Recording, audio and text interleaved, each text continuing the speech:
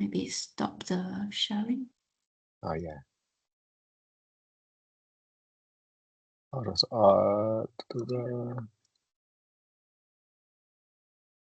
Great, have you sorted now? Right, well, good morning, everyone. Okay, Great. yes. Oh, we still have that's fine. So Vahid, do you want to move? Okay, yeah, thank you. So yeah, good morning, everyone, and welcome to this webinar. So my name is Wenjuan Wang, and I'm the program manager at MarRI-UK. So today we got Vahid Walker from Walker Subsea and also Ola King from MarRI-UK to support this webinar. So I started joining MarRI-UK from a few years ago, and I'm program manager at MarRI-UK. So yeah, great to have you here today. So this today's webinar is on the autonomous ocean. So we'll explore the next frontier in subsea robotics. So this webinar is being delivered in collaboration with our members. So that's Walker Subsea. So it's a company at the forefront of subsea robotics and autonomous underwater technologies. So we're really delighted to have Vahid Walker with us today. Vahid is founder and technical director of Walker Subsea and has extensive experience in subsea engineering, robotics, and offshore technologies. Throughout his career, so he has involved in developing a lot of robotic systems and innovative engineering solutions for the offshore sector. And today he will share his insights into the rapidly evolving world of subsea robotics, but also in generic maritime technologies, and reflecting on how the ocean economy has evolved over the past few decades, and also the technology drivers behind this transformation. So drawing lessons from other sectors like the automotive and aerospace, so he will tell us what's needed to developing some compelling business case that will accelerate the adoption of these technologies. So we do hope that today's presentation and talk by Vahid will trigger good discussion in today's webinar. So for those who join our first webinar or MarRI-UK webinar for the first time, so please allow me to give a very quick introduction about MarRI-UK. We are a membership organization focusing on the maritime research and innovation. We bring together leading universities, industry, government and innovation organizations to accelerate research, foster collaboration, and support the development and adoption of innovative technologies. One of the ways that we do this is through our regular webinar series. So these webinars provided a platform for our members, but also the invited experts to share their latest work, technological development, some experience from their practical work, and also some sometimes emerging ideas. So with a wider maritime community. So we're really happy to have you with us today. All those, they are designed to encourage knowledge exchange, sharing, and stimulate discussion. So if you have any question throughout the webinar, so feel free to put your question in the Q&A function of this webinar, and we will answer them at the end.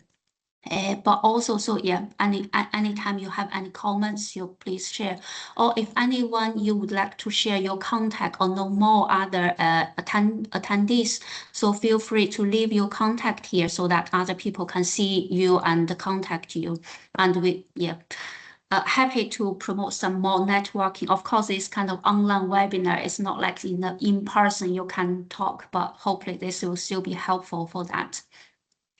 Okay, so by doing this, so we do hope to showcase also the wide range of innovation taking place across the UK, and also the technology development as well. So and also address some of the key challenges and opportunities facing the maritime sector.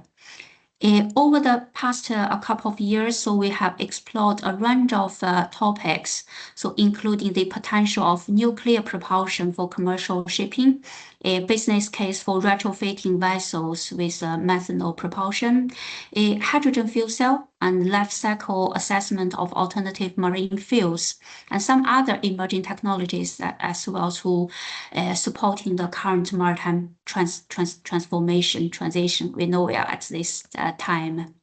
So if you would like to catch up with our previous webinars, all the recording are available on our website. So today's webinar takes us beneath the surface of the ocean to explore one of the fastest growing area of maritime innovation. So it's subsea robotics. So as the offshore industry continue to evolve, so autonomous underwater technologies are becoming increasingly important for the inspection, maintenance, defense, and scientific research. So those technologies are opening up new new possibilities, but also improving the safety and reducing some operational costs and enabled our operation that more easily for us to access the area that we really difficult to access before. So yeah, welcome Vahid Walker. So to share his insight into the next frontier of subsea robotics and discuss how all those technology are transforming the sector. So following Vahid will give us a presentation, and following Vahid presentation, so please, so we will go through some questions from the audience, from you, and yeah, feel free to put your question to the Q&A function throughout the session, and we will discuss that. Okay, so thank you very much. So now, Vahid, hand over to you. Thank you very much, Wenjuan, for the warm welcome. Firstly, can everybody see the presentation? If you're happy to put in the chat, thumbs up, that would be great, so we know that the chat is working. So I've already been introduced, but for just to repeat, my name is Vahid Walker. I'm founder of Walker Subsea Engineering. And I'm going to begin with a simple observation, which is for most of human history, the ocean, it's been seen as something for the surface, a place where ships can move cargo, where you go fishing, harvesting food, and lately offshore platforms for extracting oil and gas. But this is changing dramatically. The ocean is becoming something entirely different. It's rapidly evolving into critical infrastructure for the entire world, clearly. And beneath the surface, there lies an enormous network of telecoms cables, power interconnectors, offshore wind farms, oil and gas production systems, scientific observatory, even military assets. And we depend on them now, and that raises the important question, which is how do we inspect, maintain, and protect something that is both enormous in scale, but also almost completely inaccessible? So we're looking at how underwater robotics is beginning to answer that question. Now, a little bit about me as founder of Walker Subsea Engineering, and we are members of MarRI-UK, and it's been great for us so far. So a little plug for MarRI-UK. Thank you very much for putting this event on. We joined with a specific purpose, which is to take what we thought might be a mainstream technology, a niche technology, and we thought actually there's legs for this in the mainstream offshore and shipping sectors. How do we do it, and how do we gain access to academia, to industry partners to try and give it a leg up and test it out? My personal background, so my gateway to underwater engineering, so I studied mechanical engineering at Newcastle University, and I went to work with some stellar teams, mainly around the North Sea, engaged in underwater construction. The northeast of England, it's a hotbed for underwater engineering talent. Some great companies around here, SMD, Osbit, the engineering business. They all make mind-boggling machines. And lately, I started giving back as well, volunteering with the likes of the Society for Underwater Technology, the IMRS, as part of its technical leadership committee, to try and inspire the next generation of engineers into what I feel is a very rewarding sector in offshore engineering. What kind of work have I done over the years? Well, it's designing underwater machines, clearly. So underwater trenching tractors, mainly for underwater cable installation, big pipeline assets for ships. I've worked on the integration of ships, the naval architecture, marine engineering to put the large equipment onto ships. I've done the planning of marine operations since then, and that evolved into looking at R&D into what does the future of marine technology look like, and that's when we established Walker Subsea, me and my co-founder, and started to create a vision for ourselves. Before we get into the main part of the presentation, though, I'd love to know a bit more about our audience today. So thank you so much for the people who've come in. Please, in the chat or on the poll, please, drop in. What's your role? Maybe write something in the chat a bit about yourself so we can get to know you. Okay, so our economic dependence on the ocean has changed. That's the main thesis for today. Some hard-hitting facts. Today, it's much different than when I started my career, but we've got daily 10 trillion US dollars of financial transactions going through underwater cables every single day. We've got globally installed currently 68 gigawatts capacity of offshore wind. When I started my career, it might have been only 10 megawatts. So it's gone up some phenomenal scale. And we're still producing, barrels of oil aplenty. It's still going on. And to my measure, this has been a really tough question for me to answer when people think about the size of underwater infrastructure. It's grown, and I like to measure the size of underwater infrastructure in kilometers. I think that's easy to visualize.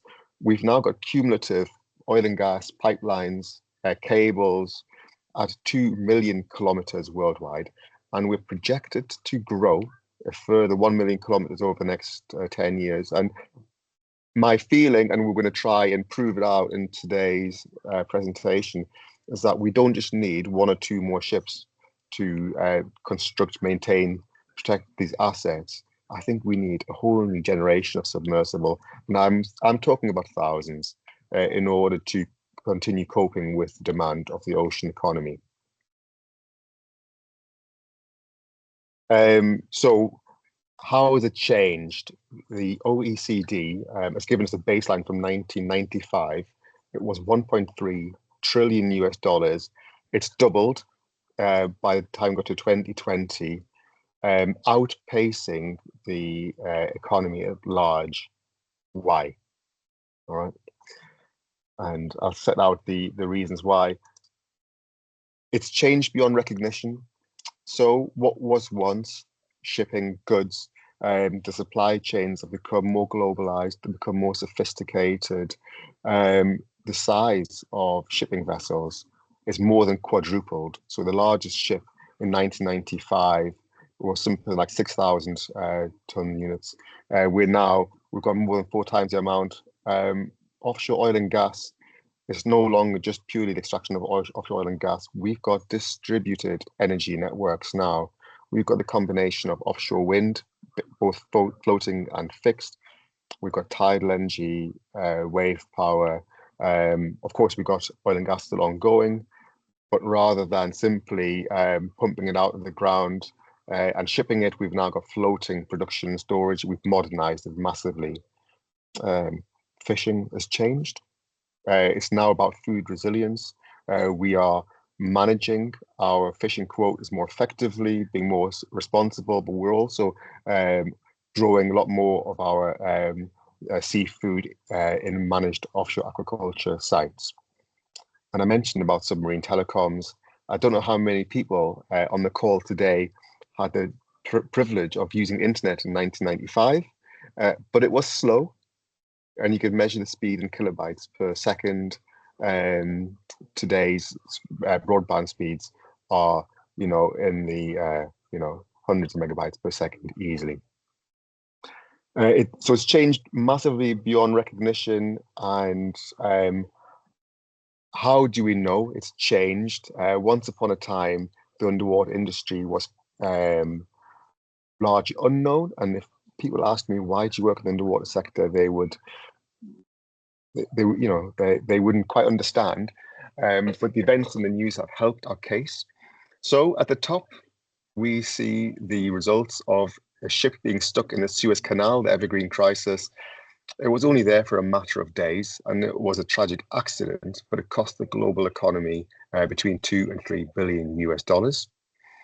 What was less of an accident and more of sabotage, the middle picture, North Stream oil and gas pipeline. This gas pipeline was sabotaged deliberately, and just one incident costing nearly 1.5 billion US dollars to put right. And again, an act of sabotage in the Baltic Sea. Again, is the severing of the underwater cable, communications cable, using a tanker vessel, dragging its anchor along. And the cost of that one is not even fully established yet, but it's going to be in the range 165 to 180 million US dollars. These are all single events which have caused huge losses. And if you look at the size of these losses, they're so large that people will put money in to developing technologies to put them right. So how can we put them right? How can we be a bit more resilient? Well, let's put that back into the context of our underwater infrastructure map. And the state of the art today is that if we want to do any sort of construction or maintenance operation, we typically will mobilize a ship and we will transit to the point where we think they might be damaged or work needs to be done. And at a slow speed, we will deploy an ROV maybe, and roughly 6 kilometers an hour. How long will it take us to survey one transatlantic cable when we've got 1.4 million kilometers of cable installed? So ships are not the answer. They're not even close to being the answer. And you can see why I'm convinced now that we'll need several thousand machines. So we can't simply say, I'll build another ship. That takes decades. So at the end of section 1, Orla and Wen-Joanne, if we have questions in the chat at the end of sections, just shout to me and I will try and address them. So let me know. Otherwise, I'll continue. We've got another question for the audience now. So which technology is most important to you? So if you can kindly respond in the poll. And what we'll do is at the end of the webinar, we'll go through and compare our notes. Are we all good? I'll move on. So how are underwater robotics used? So I mentioned a bit about ROVs, but I should maybe explain, just in case we have people here who are not familiar with it. The ROV, remotely operated vehicle, that's the backbone of the offshore construction industry. It's typically deployed from a ship, and it needed to be a sizable ship, connected by a cable. It's got manipulators in the front, and we can do heavy duty tasks where we would replace the work traditionally done by a diver. But unlike a diver, these ROVs can operate at water depth 3,000 meters plus no problem at all. That's what they're designed for. But they do have their downsides, which is they're connected by an umbilical tether. So that means you've got limited range. You need the power on the top side. You need to mobilize a sizable ship to support a relatively small piece of equipment. So they're great and they're very useful. Are they efficient? Are they what they can be? I'm not so sure. And then we've got the little brother of the working class ROV, which is the eyeball ROV or observation class ROV. which, as the name suggests, is primarily for visual. And yes, you can do some very light duty tasks. And owing to the change in the power requirements, these guys can be tethered or untethered now. We're seeing a lot more of these, which is great. But again, we're limited in what we do and how much we can achieve by the amount of power installed on board. This is my background. I've done a lot of work on subsea crawlers. These machines are typically made bespoke for a project. We want to trench the ground in preparation for laying a power cable, or if we want to, in some instances, these types of machines are being used for deep sea mining. These are, like I said before, these are bespoke machines. It takes a long time to develop, design, build, but they're very useful. And again, because they're connected by an umbilical to a ship, they're very much limited in their range, how far they can go. So again, if we could increase the amount of power on board the machine, if we could make the machine independent from the vessel, would be a huge benefit. And then I'm going to give a mention to the autonomous underwater vehicle. These come in various different shapes and sizes, whether it's with a propeller, whether it's a glider type, but these are primarily used for gathering data.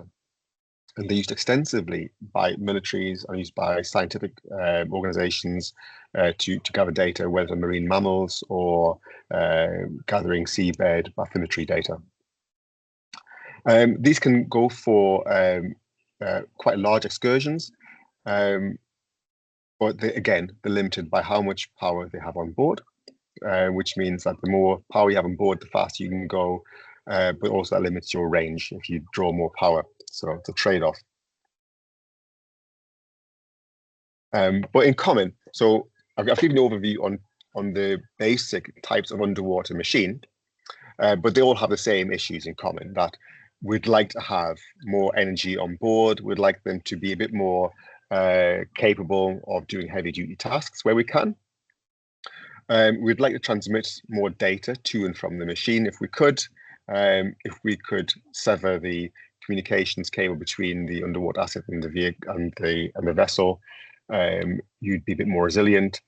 Where the machine is completely autonomous, how do you help navigate it? And of course, if you've got a fully underwater autonomous machine, how does regulation keep up? So these are all in common. I'm going to focus on the energy piece, so that's my specialty. And finally, our last multiple choice question for the audience today. So we talked about different types of vehicle and the common challenges. But please, people in the audience, answer the poll, please. What is the biggest barrier as you can see? Now, just let's do that for a minute before we move on. So, is it endurance, communications, autonomy? Is it machine cost? I don't know too many people have been bothered about machine cost, but it's got to be a problem in the end. And lastly, reliability. Right. Just so for Vahid, just for for the previous two questions, so the people who, the audience here, yeah, of course we have a limited sample, but the most interest technology are the autonomous vessels and underwater robotics and net zero propulsion. Very good, very good. Probably the title of our webinar helped that to some extent. Bring like-minded people together, so I love that. Good, which means that we'll have a great Q&A at the end. Like-minded people will naturally have some good questions to ask. And there's just a question from Ian before we go on. Is there a maximum operating depth for subsea crawlers? If you want to answer that now or later, Vahid.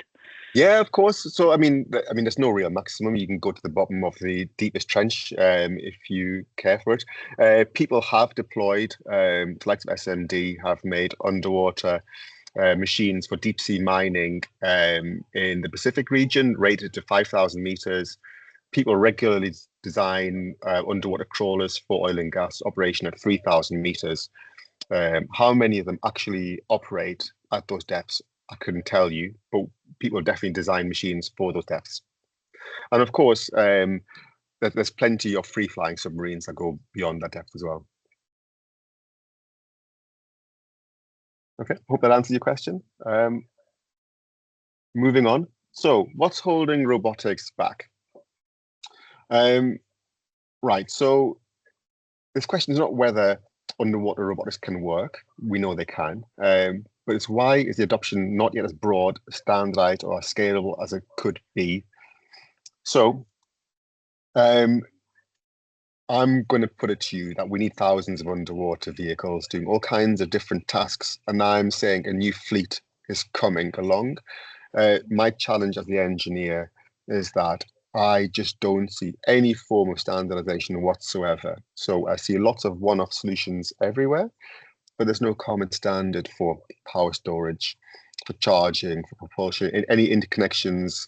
There are some leading contenders, but nobody's set on which one to like to use. And of course, the control and communication systems. And these types of questions, you know, in the power storage, are we doing 400 volts DC? Are we doing 600, 800? You know, it's definitely company by company, industry by industry. There's no unification whatsoever. Well, I think there's an opportunity here, though. So when I mentioned about all the various different types of underwater mission, whether it's surveying, whether it's construction, whether it's defense and security, I think the same level, the same thought can be applied across all verticals. Can we unify at least some of these standards? Can we make communications consistent, interoperable components? And that should hopefully speed the development process along for system integrators. And I'd like to borrow some lessons learned from the automotive industry. I think there's two broad challenges that they overcame. One is the technical barriers to entry. So this slide here talks about the technical barriers largely solved. One, in early adoption and growth awareness phases, I think both are dominated at the time by range anxiety. I remember when I started my career in engineering that electric cars couldn't go beyond 20 miles. Now we're comfortably looking at 500, 600, 700 miles range in some instances. That's one. And then range anxiety became charge anxiety. I've got the range, but have I got the charges?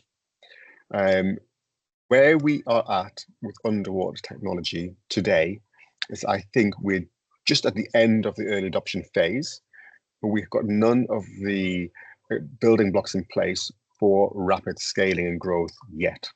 That's due to happen. And where I want us to be is I want us to shift into the mainstream by engaging in standardization. And the other challenge that the EV industry overcame was developing standardized platforms. So yes, there's a lot of innovation going on, but the innovation was largely done using mature platforms so that the scope of the innovation didn't have to be the entire vehicle every single time. Of course, in amongst that, there's things that I can't solve, but the industry has seen, which is that we've got the emergence of digital twinning, rapid analysis capabilities. That's all great. That goes on, and all industries benefit equally from that. But relating this back into underwater technology specifically now, we've got several companies now offering the standardized mission platform.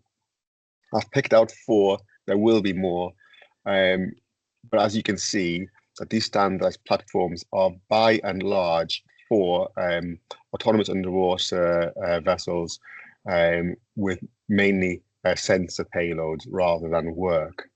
And I think the next challenge is going to be, okay, how can we take a standardized platform but really now make it work capable by increasing the amount of power output available, by increasing the energy storage there. So I'd like to see the same platforms now for working class vehicles.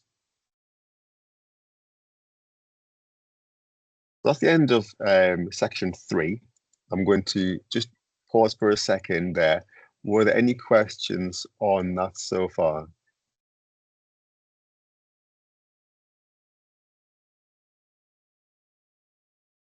I'm happy to flick back at any point, by the way, if people need. There was no question, but for the previous question, the poll we asked which capability is the biggest barrier. So the highest two actually are the communications and the costs. Interesting. I think it's a good shout. Yeah, communication is definitely a really hot topic. We've seen a lot of grants being awarded for people to do communications between underwater autonomous vessels of different kinds. I think that's really good. We've seen the emergence of underwater acoustic communications at Newcastle University. Give them a shout out. They are very strong in that field, and there's some companies local to here who've got some really great things on the go. Happy to share further details after the presentation. Okay, and yeah, of course, cost. Yeah, you can't ignore that as a driver. My feeling is that the industry at large, I don't think it's that bothered about cost. Yes, it's in there, but I think they care more about the maturity of technology, because if you buy technology and you want to be first, you might get a good price for it, but it's not guaranteed to work. It might cost you more in the end. We have very conservative companies in underwater construction, which really are very much engaged in this race to be second. So, section 4. So this is now where we come into it. I'm going to set out the vision for the underwater industry. So we're not replacing every ship or every human-controlled system. It's about using autonomy and resident capability to reserve expensive vessel time for the tasks that truly need it. That's my view. So I do think cost comes into it at that level. People are pragmatic, but I see a vision of a fully networked underwater operating environment. Resident systems, docking stations, autonomous survey vehicles gathering data, rather than working in isolation. Now, we can see all kinds of vessels, big and small, in there. And but the key thing is, I'm going back to the results of the poll. How would these work together if there wasn't a unified communications architecture that needs to be agreed and set out? And of course, how would you be able to charge these various items if there wasn't a level of standardization with the power systems? You wouldn't want to have 100 different charger types. It just wouldn't be feasible. But I do see this as a not too distant future happening, and there's got to be a marketplace around that. I did mention earlier on that we've got some very disparate industries. Where's defense, offshore wind, oil and gas? They see themselves as very different. But with their underwater tools, they do have some very common challenges. And I see that we have a combination of companies developing mature platforms, whether it's established players for AUVs, for working class ROVs, for crawlers.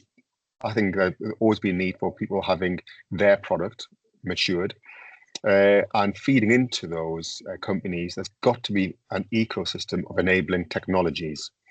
The technologies which I'm most excited about are the energy storage, the electric propulsion, the power electronics fields. I think there's a lot to be gained from the advances in the automotive industry, which will naturally filter into the sector.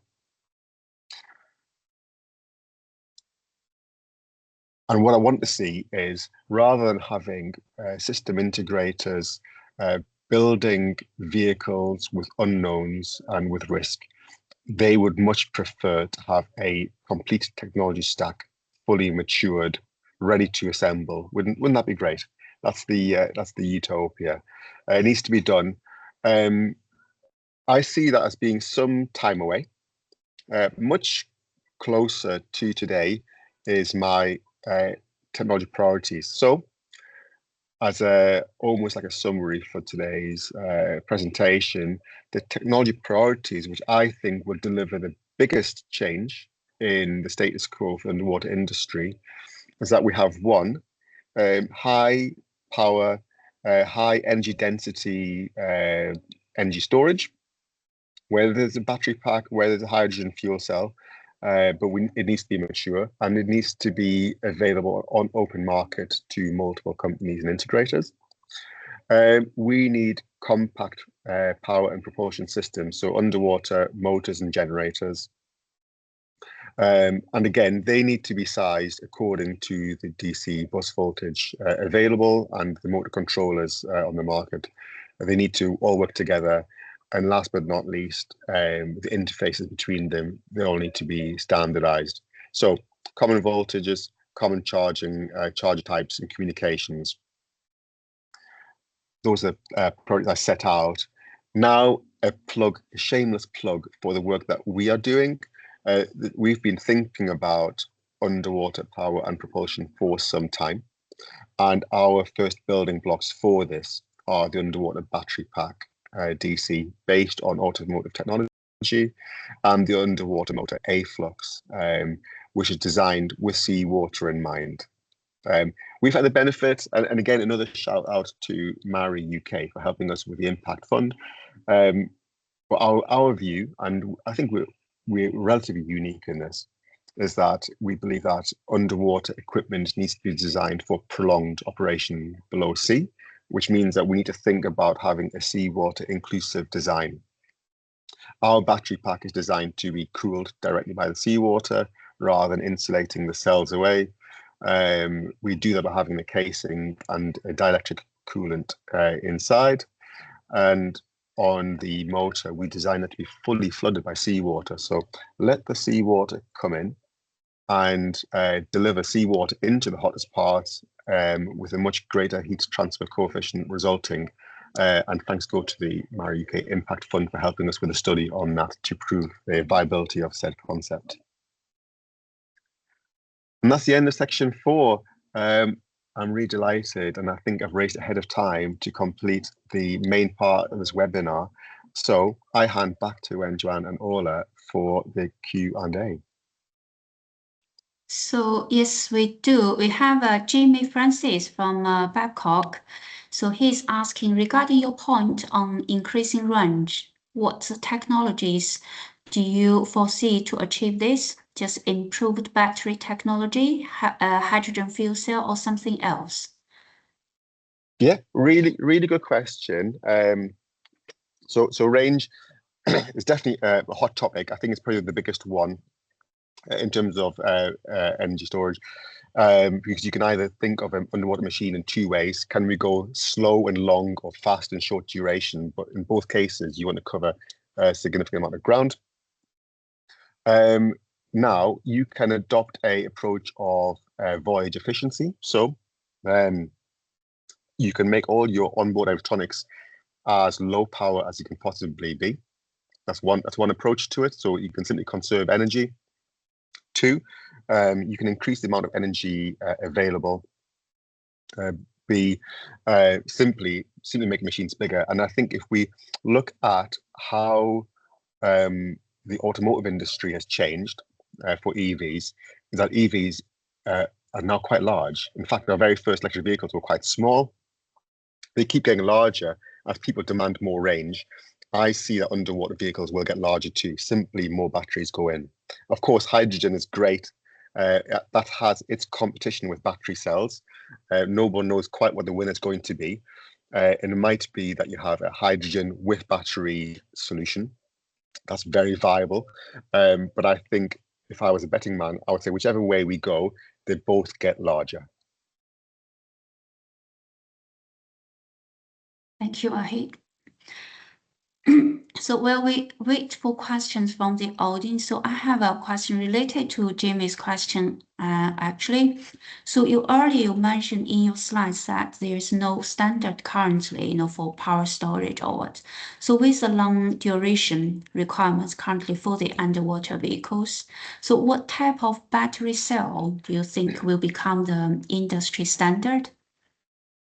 Good question. A bit like the VHS Betamax argument, it might yet come down to commercial considerations. Who simply has the power to win over the market? Right now, we've got market incumbents who extensively use pouch cells in the underwater industry. There are others who use cylindrical cells. The automotive industry, and again, that's my I use it as my weather vane. Which way they go is quite likely how we'll follow. That they've gone for either prismatic cells or for cylindricals. They are shifting towards those two. By and large, my feelings that cylindrical cells are the most future agnostic. So we have a great range of cylindrical cells available. They're easily interchanged and replaced. So for all those people who are not quite sure yet and are early adopters, I think the cylindrical cell is a safe bet. It might not be the highest energy storage, but it might give you longevity of business until we settle on the right one. Thank you, Vahid. So yeah, we have another question from the audience. So it's Harris Ultraloni from Newcastle University. So his question is, with regards to automation, what sort of functions are most important to automate, and how would limited navigation ability affect this? Oh, really good question. I'm not sure I can answer this one. Things that we can automate.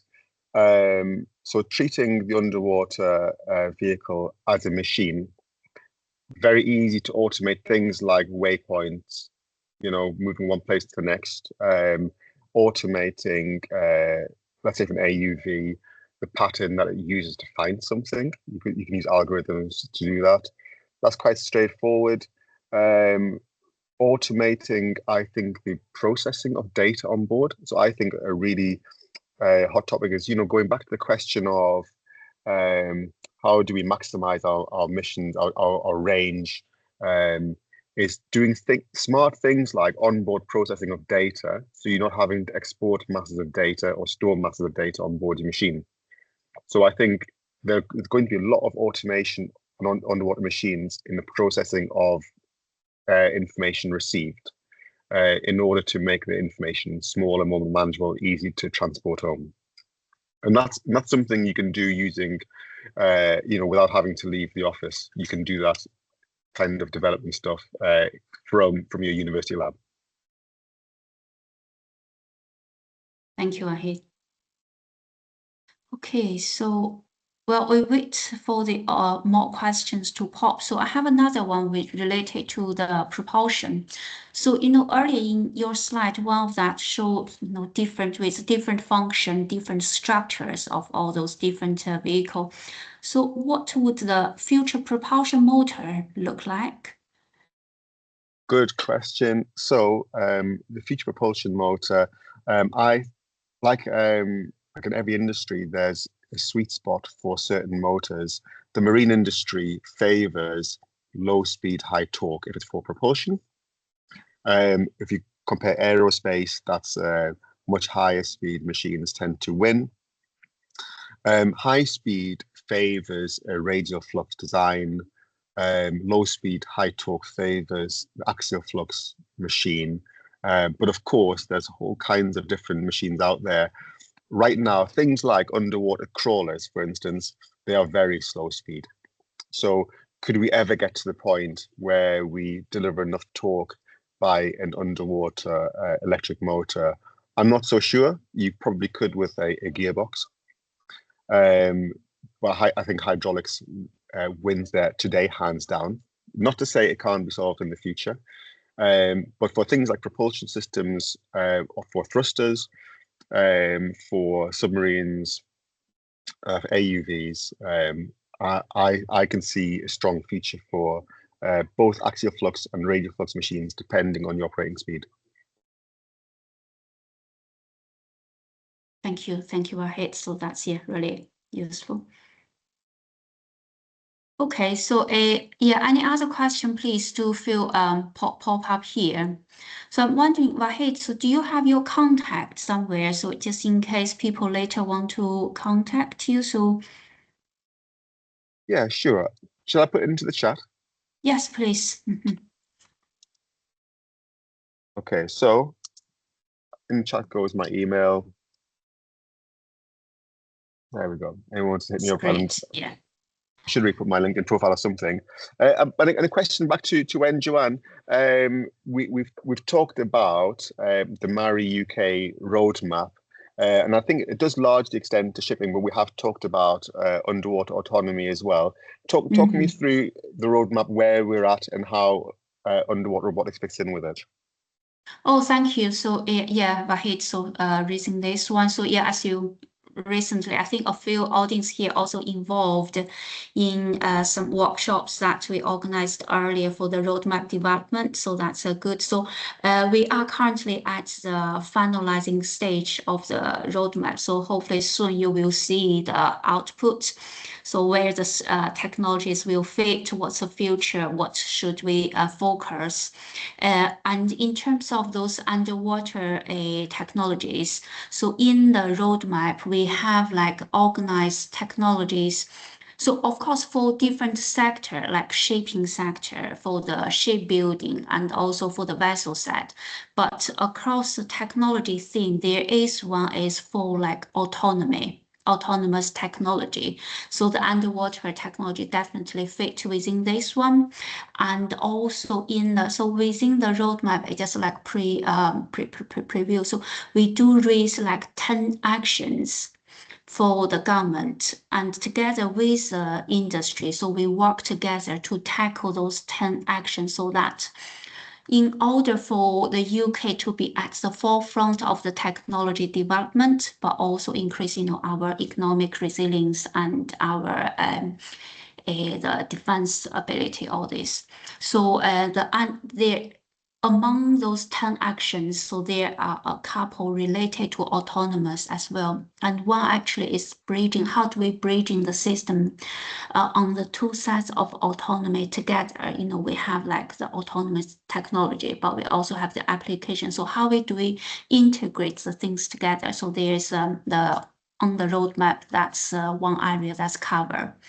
So, and of course, we see what you see. You see with the current ocean economy you presented earlier, the good future. I do think that UK there is a big opportunity for us to develop in this area. Thank you. So yeah, just see, we are planning to release a roadmap in August, and by that time, I think so we will share the preview with the people who attended the workshop earlier, and then later we'll have a formal public announcement. Thank you. Okay, so I have another comment or question from Harris. So yeah, thank you for the response. As a further question, do you believe that the end-to-end automated deployment of submersibles is of interest? For example, having autonomous vessel take a submersible from shore to an offshore site and back again? Yeah, I think that's a great topic. When we look at how offshore construction vessels are used today, they're almost like floating power plants, and from the offshore construction vessel, you can do whatever activity you've pre-planned, right? And you're projecting that capability in whichever space you go to, and it's quite imagine now that you take that same capability and say, I'm going to project the capability of my offshore construction vessel, not within the water column directly below, but now to 100 miles or 1,000 miles beyond as a circle. All of a sudden now you're not measuring the capability of a vessel in linear kilometers. You're measuring it in kilometers squared, or volume of seawater covered. Absolutely, I think it's huge. And if you then say next level, I can do this without people, so I can have multiple of these deployed at the same time, all of a sudden you scale up your capability. I think that's absolutely where the technology is headed. Yeah, that's good.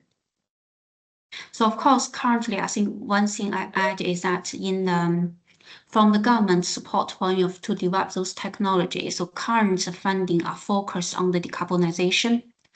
Autonomous is like related, one of the so related, but it is only in the context for the decarbonization. But I think that there are many other areas should receive more focus or more attention from the government, from the investment point of view. And hopefully, so some of the topics that we present today and with the roadmap release that will draw more attention so that the government support will be much wider. Okay, so we have another question. So is from Robert Hare from Howder. So how are subsea autonomous vehicles trialed and tested? Is there a UK trials area? If not, is that something that UK could lead on? Good question. I don't know too much about this, to be fair, but I can contribute a couple of things. But one, I've seen an excellent presentation by Total, whereby they propose a standard for the performance of an underwater machine. So they set out effectively an underwater course, and can the vehicle, move from one point to the next, round in a circle, and so on. And that should be a standardized test by which all underwater vessels can be compared, standardized, benchmarked to each other. I think so. So one of the challenges is with all these different platforms available, how do you compare one to the next? So there's people thinking about it. I don't know at what stage their testing site is. Couldn't answer that. And I also know that there are places where uncrewed surface vessels are tested, and also test bays where controlled environments where underwater craft can be tested as well. I was lucky enough to be over at St. John's in Newfoundland in Labrador last year to see the site at now, was it my recall is terrible here, but might be Conception Bay. But there are dedicated places where underwater uncrewed vessels can be tested, and it's quite right that you do it in a place where you haven't got a lot of ongoing traffic there. It needs to be controlled. How many sites we have, I don't know. Couldn't answer. Sorry. Yeah, I think that currently, the Plymouth area, that's a big area for the testing. So it's a smart sound Plymouth. So they have like about 1,000 kilometers here it's a big testing area for that testing.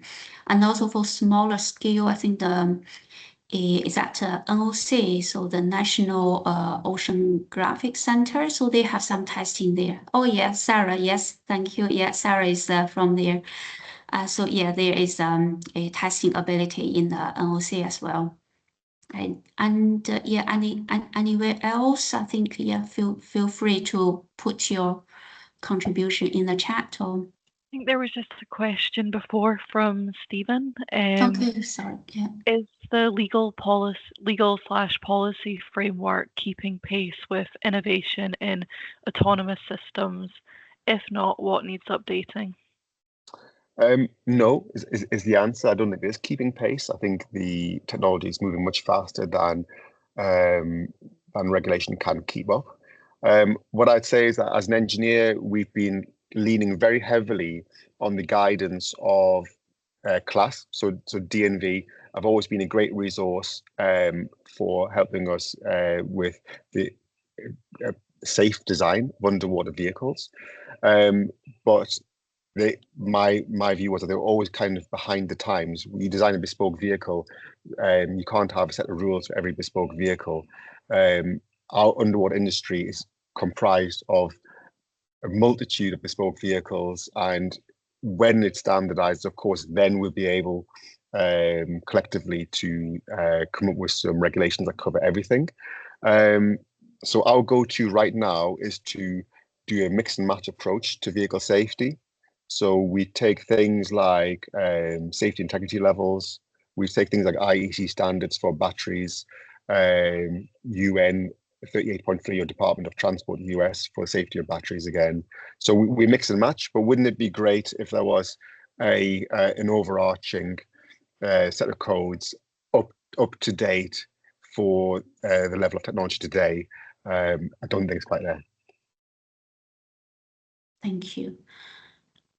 Yeah, so Sarah just put a chat. So yeah, they developed a demo day recently. So there were like 6 business deploying on the day. So yeah, big testing area there, but also just highlight that not only underwater testing, but also surface testing as well.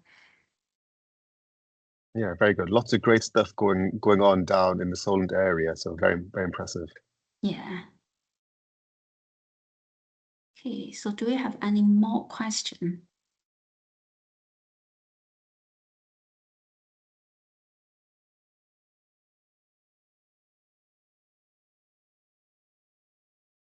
Okay, so yeah, another one from Robert is resistance at sea must be the way to go as recovering assets is difficult. So what are the developments on recharging, refilling, and the data download? Oh, sorry, can you repeat that question again, please? So it's persistence at sea, so must be the way to go as recovering asset is difficult. So what are the developments on recharging, refilling, and data download? Yes, right. Good. So good question. So there's lots of great work going on. Various companies looking at things like wireless recharging. I've got no stake in this, but I can tell you there's lots of work going on in wireless recharging. People are developing charging docking stations for AUVs.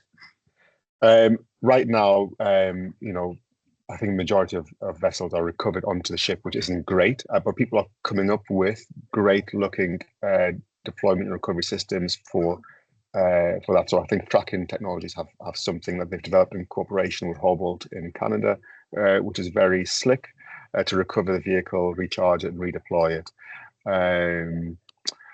And the data download, my bet is that we try and download less and try communicate more. So I would love it if we got to the point where underwater wireless communication, we can do it with high bandwidth, high fidelity. I think we'll get there in the end. Right now, we solve that problem. There's people doing great strides underwater comms, real time, but they use like low bandwidth signals. So really compress the signals down into the minimum necessary data. So they get around it. But I see that as being the future. Rather than recovering a vehicle to download information, let's just send back the information in real time. Thank you very much, Vahid. Okay, so I think there's no other question for the time being, but Sarah from Plymouth left her contact, so feel free to contact her if you want to conduct any testing at the set. Thank you. Okay, so I think that, yeah, that's all well timed, Vahid, so it's all good. So now come to the end of the webinar. So yeah, thank you very much, Vahid, to give the presentation and engage with the audience. And thank you, Ola, for the background, all the support. And thank you for all the people who joined our webinar today. Hopefully you find the webinar is useful for you, and feel free to reach out. The webinar will put online as well for people to catch up. Okay. Superb. Thanks everyone for listening. Thank you very much. Okay, bye-bye.